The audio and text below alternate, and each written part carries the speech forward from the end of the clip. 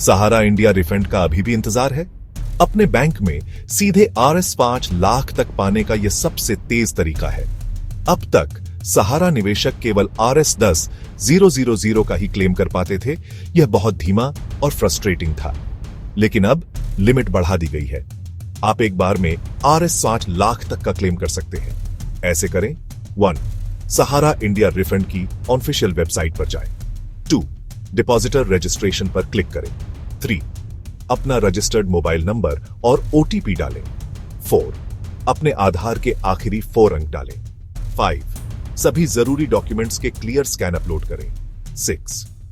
अपना आधार और mobile OTP verify करें, फिर अपनी बैंक डिटेल्स चेक करें। 7. टर्म्स से सहमत हो, क्लेम फॉर्म भरें और सबमिट करें। एक बार जब आपके डॉक्यूमेंट्स वेरीफाई हो जाते हैं, तो आपका रिफंड सीधे आपके बैंक अकाउंट में चला जाता है। कोई ऑफिस के चक्कर नहीं या कागज के सिरदर्द नहीं।